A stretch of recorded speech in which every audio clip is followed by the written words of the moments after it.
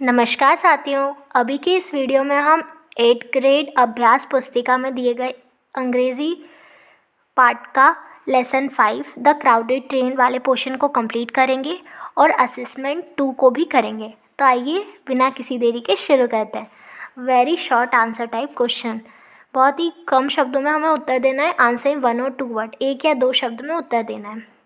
Where did Vinod go, Vinod कहाँ गया था? भोपाल गया था, तो लिख दिया। Where did Vinod decide to travel, Vinod ने कहाँ डिसाइड किया? डिसाइड यानी निश्चय किया कि मैं कहाँ से यात्रा करूँगा। मतलब वो सेकंड क्लास से करने वाला था, लेकिन फिर उसने देखा ट्रेन बहुत भीड़ वाली है, तो वो एसी कोच में चला गया था। तो वो एसी कोच का सोचा था उसने, तो वो अपन ने लिख दिया। How was the young man's coat, जो वो जवान आदमी जो एकदम ट्रेन शुरू होने वाली थी जब ट्रेन में चढ़ा था, तो उसका कोट यानी जो वो ऊपर पहना था वो कैसा था? तो उसका टाइट था वो coat and short at the back, और पीछे से ऐसा छोटा भी था। आगे देखते हैं।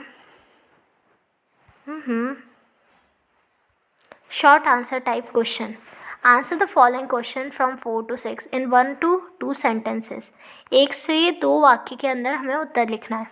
How did the other passenger appear in the coach, coach में बाकी पैसेंजर यानी जो सफ़र कर रहे थे यात्री, वो कैसे दिख रहे थे? The other passenger in the coach appear to be rich businessman, the other passenger यानी जो बाकी पैसेंजर थे इन द कोच में, अपीयर यानी दिख रहे थे, to be rich businessman, rich यानी होता है अमीर, बिजनेसमैन यानी जो बिजनेस करते हैं, वैसे वो एक अमीर लोग दिख रहे थे। दे वर वेल ड्रेस्ड, उन्होंने बहुत अच्छे तरीके से कपड़े पहन रखे थे। What did Vinod notice, Vinod ने क्या नोटिस किया, मतलब यानी क्या देखा? Vinod notice that there were some vacant seats in the AC coaches. यहाँ पे स्पेलिंग सही करना है, CO के बाद A भी आएगा। तो विनोद देखता है कि एसी कोच में कुछ सीटें खाली है, क्योंकि उसने पास ट्रेन तो बहुत भीड़ वाली थी और उसके पास अभी प्लान बदलने का भी नहीं था कि मैं अभी बाद में चला जाऊँ या कभी, और टिकट भी दूसरी नहीं ले सकता था।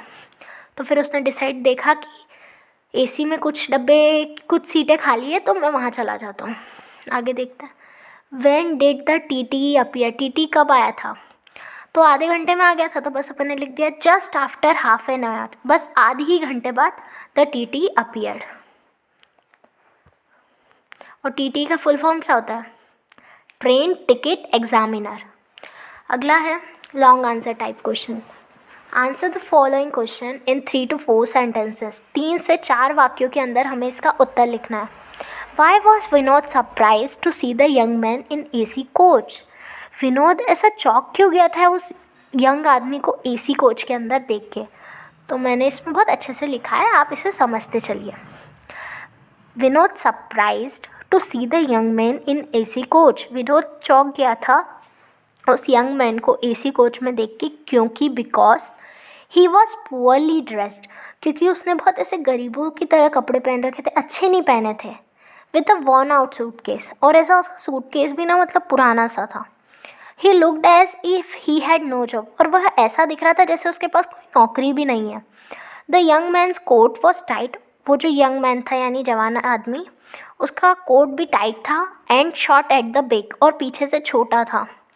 Vinod wondered if the young man would be able to pay the fare for the AC coaches. Vinod wondered यानी विनोद सोचता है, इफ़ द यंग मैन, क्या यह जवान आदमी, वुड बी एबल टू पे, क्या वो ऐसा पैसे दे भी पाएगा? The fare for the AC coach, मतलब जो किराया AC कोच में बैठने का लगता है वो दे भी पाएगा, क्योंकि उसकी हालत देख के वो इतना गरीब दिख रहा था ना कि शायद उसके पास पैसे भी होंगे या नहीं, इसलिए वो ऐसा सोचने लग गया था विनोद। तो यही हमने इसमें बताना था, हमने बता दिया। अब असेसमेंट 2, वैसे आपको पता है ना स्टोरी आखिरी में क्या होता है? आखिरी में वो पैसे दे देता है। एक्चुअल में उसके पास सच में टिकट थी, तो उसमें एक लेसन भी लिखा था कि तुम तितलियों और चिड़ियों को देख के भले बता दो कि वो कैसे हैं, उनको देख के बता दो कि उनका स्वभाव कैसा है या वो कैसे हैं, पर इंसानों को देख के ना परखो। अब आगे देखते हैं अपन। तो assessment 2, very short answer type question, answer 1 और 2 वर्ड, 1 या 2 शब्द में उत्तर लिखना है। हाउ वॉज द ट्रेन, तो ट्रेन कैसी थी? ओवर क्राउडेड थी यानी बहुत भीड़ वाली थी। Short answer type question, answer the following question in 1 or 2 sentence, 1 से 2 वाक्य में उत्तर लिखना है। Who jumped into the coach just as the train was about to start. जैसे ही ट्रेन शुरू होने वाली थी चलना, उसी टाइम ट्रेन के अंदर किसने जंप मारी थी? तो अ यंग मैन। और इसको आप थोड़ा आगे भी बढ़ा देना है, 1 से 2 वाक्य में लिखने को बोला है। तो a young man who was ऐसा ऐसा कि ही वॉज पुअरली ड्रेस्ड और वर्न आउट। नहीं तो इतना भी सही है answer. Long answer type question, answer in 3 और 4 सेंटेंसेस। अब 3 और 4 सेंटेंस तो बोला पर पूछा इस तरीके से, चलो कोई बात नहीं। यूज़ द प्रीफिक्स री और un to write the new word and write meaning. Write the meaning, ठीक है। तो देखो प्रीफिक्स होता है जो शब्दों के आगे लगता है, सफिक्स होता है जो शब्दों के पीछे लगता है। खैर यहाँ पे प्रीफिक्स का बोला है तो हम प्रीफिक्स लगाते हैं। प्रीफिक्स क्या करते हैं? शब्दों के अर्थ थोड़े से बदल देते हैं। अब री का मतलब होता है फिर से, जैसे हम रिसाइकल सुनते ही आ रहे हैं इतने सालों से। अन का मतलब होता है नहीं, उनका हम इस्तेमाल करेंगे तो और बेहतर समझ आएगा। जैसे री राइट, जैसे ये जो लिखा है ना, इनको लिखना है री टोटल, रीटेल और री डायल। राइट यानी होता है लिखना और री राइट यानी फिर से लिखना। तो राइट अगेन, अगेन यानी भी फिर से लिखना होता है, तो इसका हमने यहाँ अर्थ लिख दिया। रीटेल यानी फिर से बताओ, यानी टेल अगेन। री टोटल यानी गिनती करना, तो यानी फिर से गिनती करो। री डायल यानी फिर से डायल करो।